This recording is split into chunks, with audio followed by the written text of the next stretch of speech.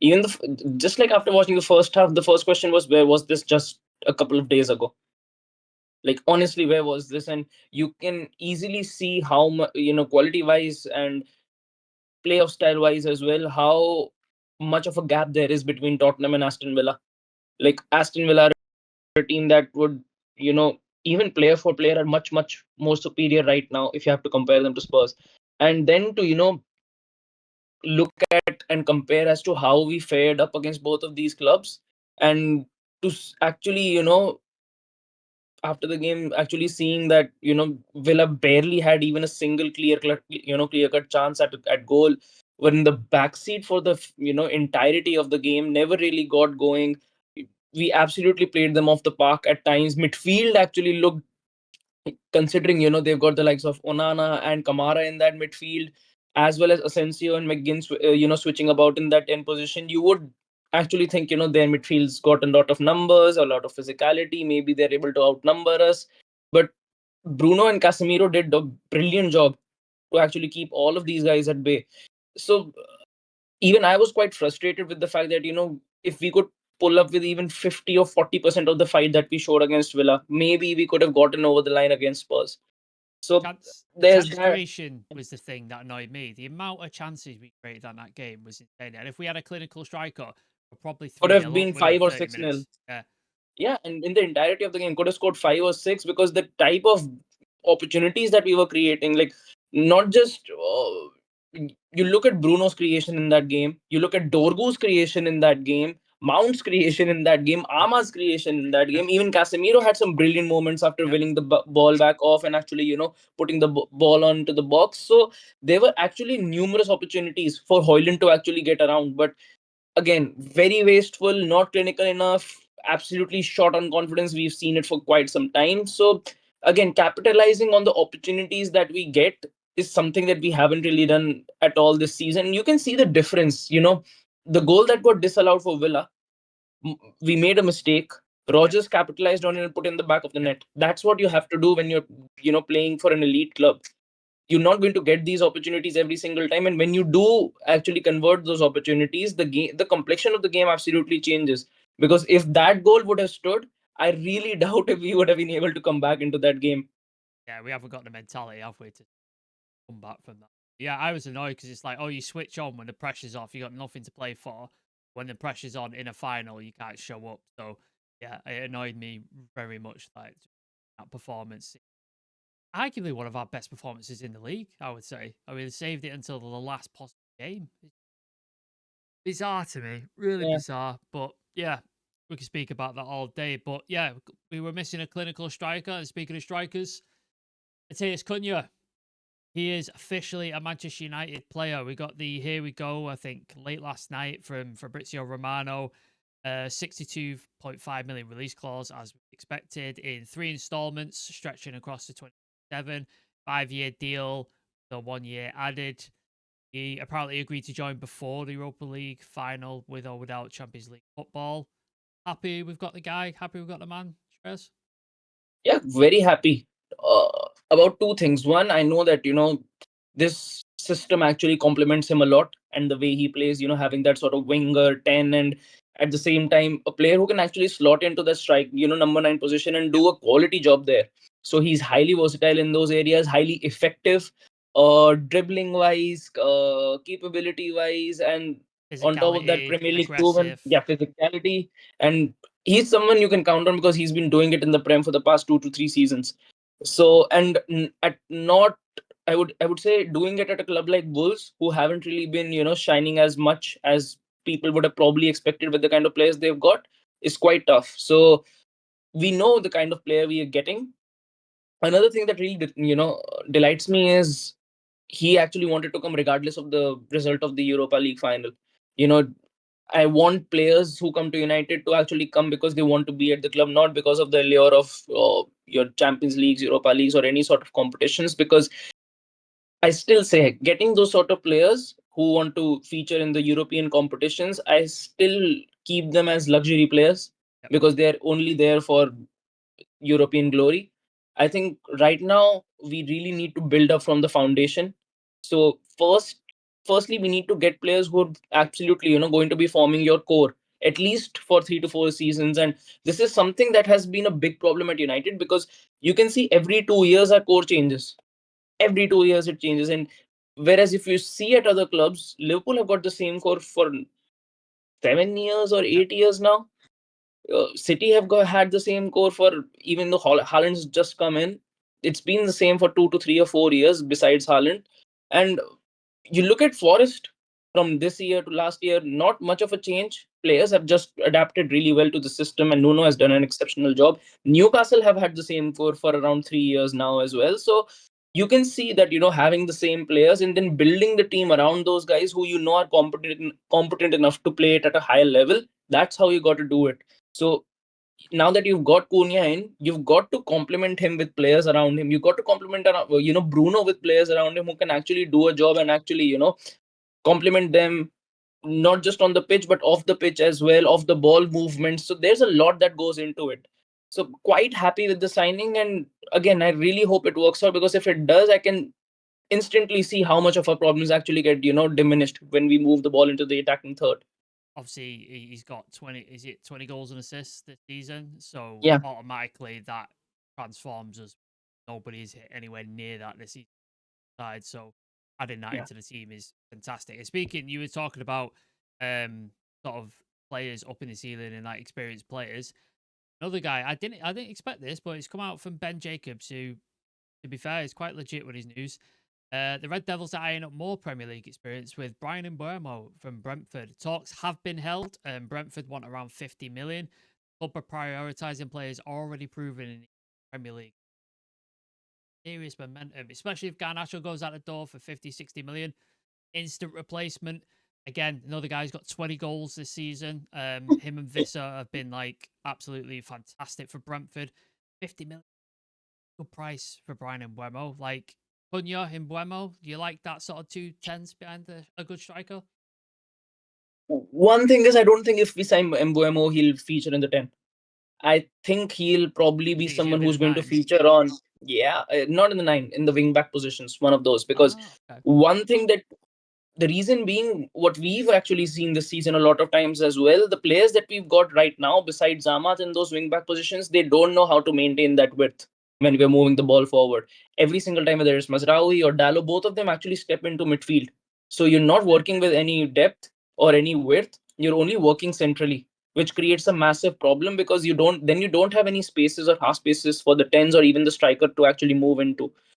So I think if you actually put Mbuemo on that right hand side, and then you probably have Amat on that right hand side as well, I think the dynamism, the legs, as well as the defensive capability on that right hand side actually goes up by quite a margin. And I think neither Dallo or Mazraoui are able to provide us with that sort of impact in that wing back positions.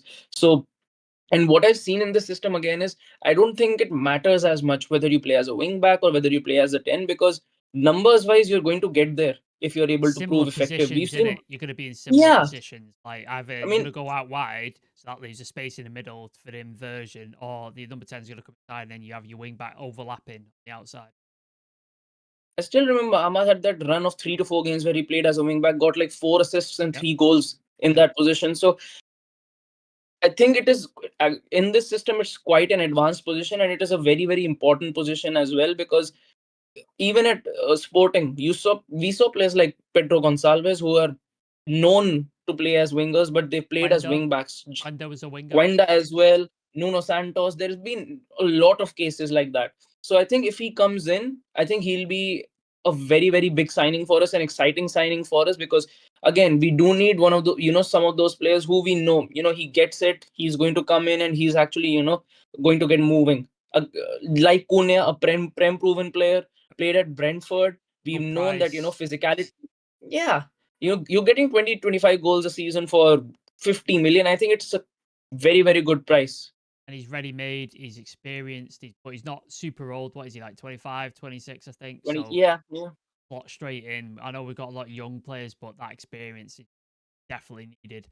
I'm really excited by this. I think him and Visser have been the most rated players this season. I know Forest have got a lot of plaudits for what they've done, and rightly so. They've Champions League time, but I think Brentford, some of the players in that team are so underrated. Norgard, Yeah, Damsgaard, Mbuemo, Visser. Who's the Shade right as well. back? The young right back who Coyote, I think it yes, was. yeah, he's really, really good as well. So yeah, they're great at identifying talent. So if this deal starts progressing and stuff, I'm really that transforms our front line It does. immediately. Yeah. Like really, really.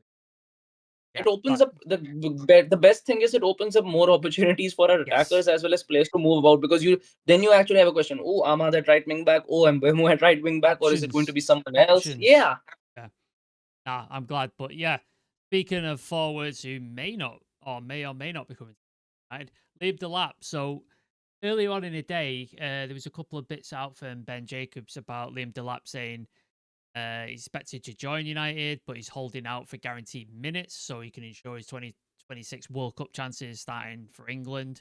Got the under 21s Euros, I think, in a couple of weeks. So he's expected to make his decision before then. So there's some expected clarity. And then later on, while I was out, and I think you put it in a group chat, Chelsea apparently have moved ahead of us in the race. Apparently, with them securing Champions League football, they've made a better offer. So it looks like Chelsea might have moved ahead of us. Obviously, there's no confirmation or sort of like done deal yet, but I know you were saying off camera you're quite happy that Chelsea are getting him, which means we would move on to somebody else. Like, are you in? Are you in this sort of boat of like we need an experienced striker, rather 22-year-old?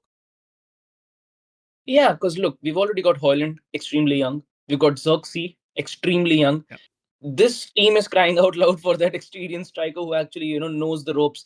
And with Delap, his first ever season in the Prem, I'm guaranteed, he's done a brilliant job at Ipswich. But the jump from Ipswich to United is extremely high. And especially when, if even when you're making that jump, it's not that you're an understudy. Again, he comes in, he's going to be the main guy. And if he doesn't deliver even in the first 3 to 4 games, let alone, I'm not even counting the season, just the 3 to 4 games, he'll be the media's favorite target. So, and another thing that I didn't like was, again, this European qualification thing which he was holding out for. And secondly, guaranteed minutes. Think for any player, whoever is making a move, I do understand that they want consistent minutes, they want to play for the club. I completely get that, but I think minutes need to be earned. I don't Absolutely. think it is something that needs to be put down on a contract. I think if you're good enough, you'll get that opportunity. And we've Also, seen play. Yeah, go he's ahead, go had ahead. one season in the Premier League. It's not like he's done Exactly. 4 or 5 seasons of 20 goals, 20 goals. Like, it's not Harry Kane where you're like, well, yeah, he has to start because he bags 25 goals each season.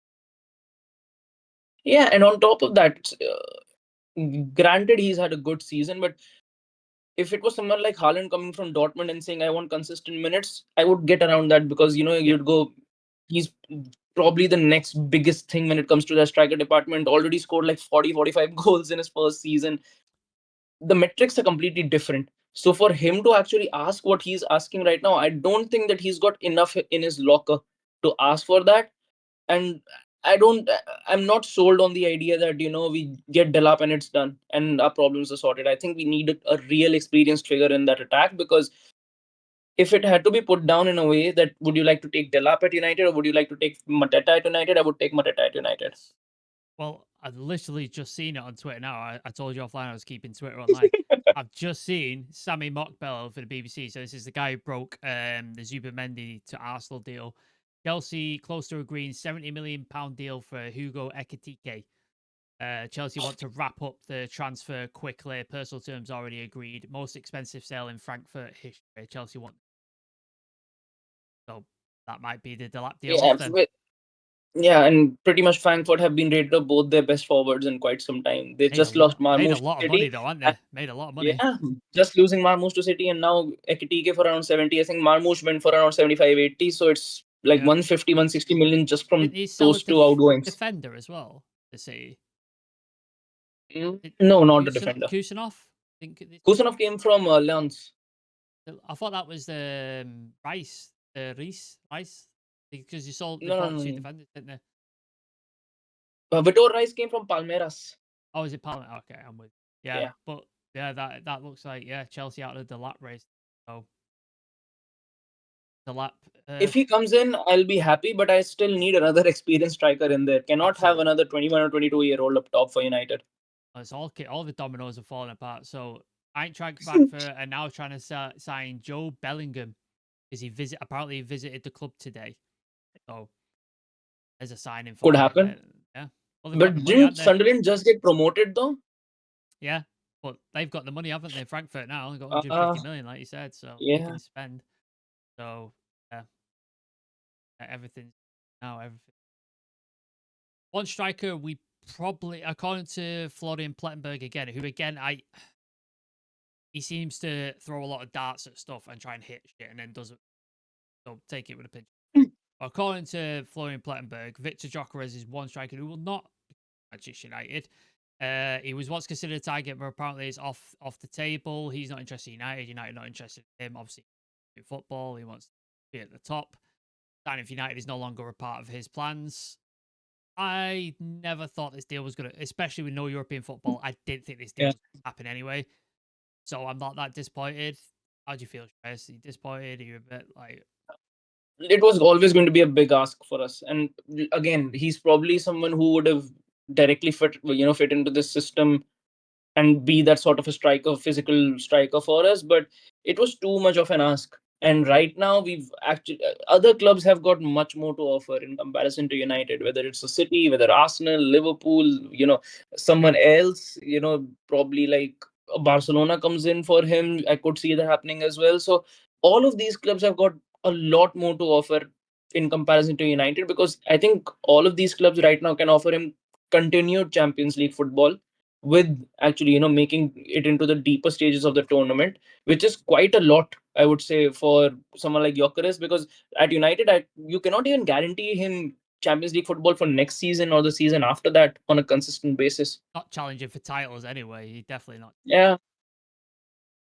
But yeah, it's interesting because I think he's 27, so this is probably going to be his last big deal. Like, if he signs a 4 or 5 year deal, that takes Yeah. 32, and then after that, there's fine, especially strikers. So, yeah, he's going to have to pick his next club carefully if he's win trophies. Obviously, Sporting winning trophies and in the Champions League, but I don't want to disrespect Sporting at all. But there's a step up after Sporting, I think. Step up. Yeah, I would have loved him at United, but it is Yeah. what it is. Not got the money, not got the competition, so it is what it is. But speaking of people coming in, let's talk about people going out. According to James Ducker at the Telegraph, the revolution is beginning at United this summer. The club plans to trim the senior squad from 31 players down to the low mid 20s. And it's not just fringe players at risk. Every player under contract has been told there is no one guaranteed today. This includes stars like Rashford, Garnacho, Onana, Anthony, obviously. Rashford's set to return from his loan at Aston Villa, could be available for 40 million. Barcelona expressing interest. I don't know how true that is, because where the fuck does he play Barcelona? Is what it is. Garnacho attracting attention with Napoli, and obviously Chelsea are interested. They have met with United previously about a move in January, but whether that realizes or something. Ruben are expected to be at the helm next season. We'll have a £100 million transfer budget, but by sales. Andre Onana also left out of the squad for Aston Villa. Apparently, it's nothing to do with resting him or anything. Apparently, in fallouts, there's been performance-based things. So United are already scouting replacements in Royal Antwerp's Sten Lammens and Leicester's Mads Hermansen. Saudi Arabia showing interest in Onana, and then finally Anthony attracted interest from Real Betis, Atletico Madrid. Price around 30 to 35 million. Yeah, it seems like it's all systems go in the terms of leaving for Manchester United. Out of those players I've just gone through, who do you expect to go this summer? Anthony, Yeah. Garnacho, Onana. I think these three are. You think Rashford stays? I'm not saying Rashford stays. I just think that it is still a very difficult deal to do, considering his wages.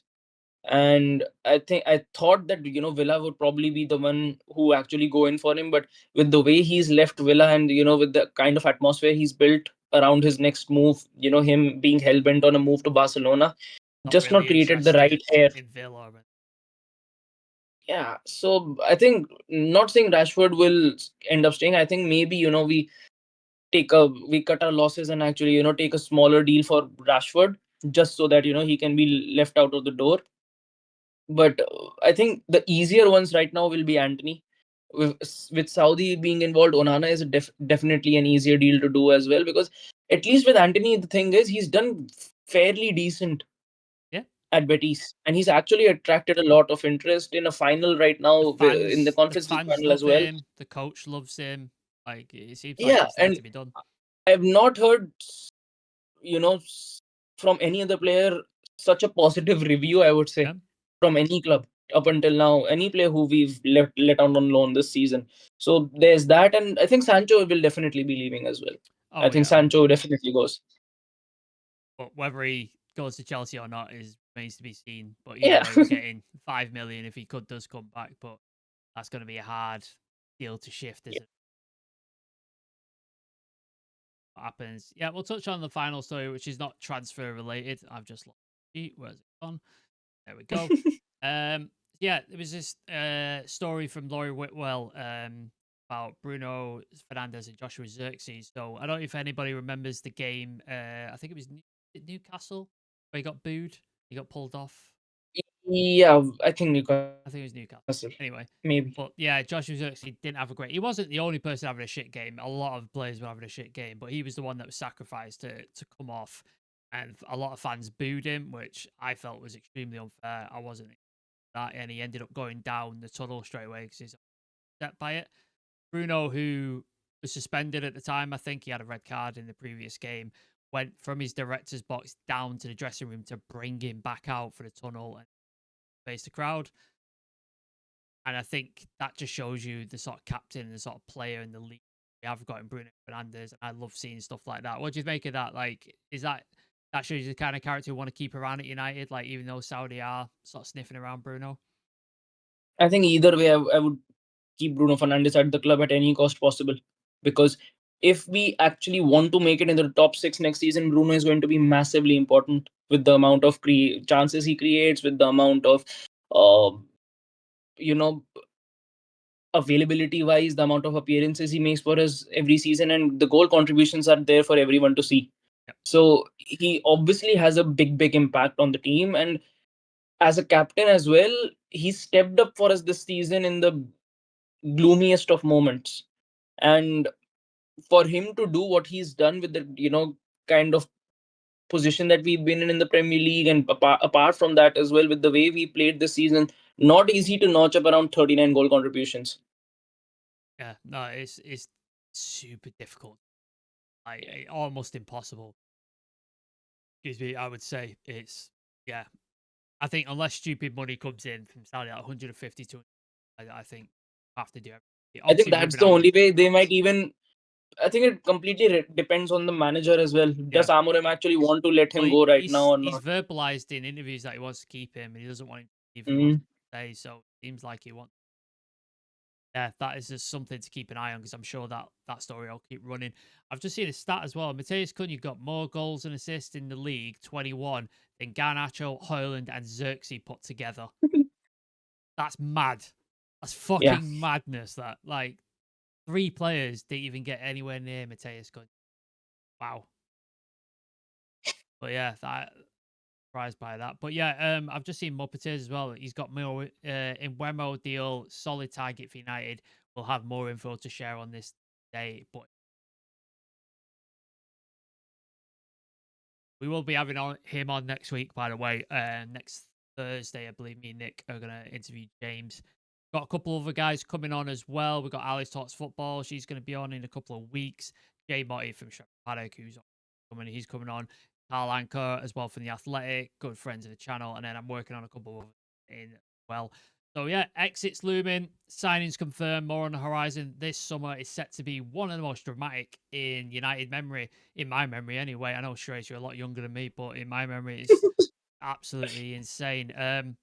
Yeah, thank you for joining me, Shreyas. I know it was a quick and short one, but we want to put some content out. There's a lot of news today.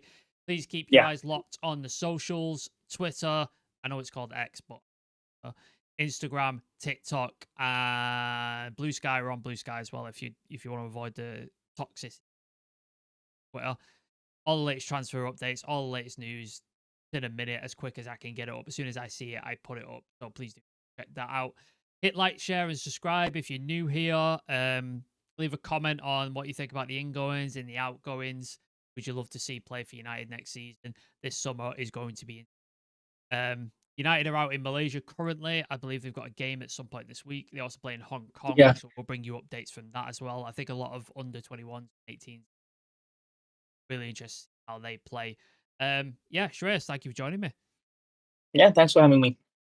Thank you everybody for watching Real Res Talk. You guys are amazing. We crossed 15,000 subscribers yesterday, so thank you so much for that. We appreciate it. The merch is coming. I'm designing it. I'm getting samples. I'm sorting it out, so it is coming.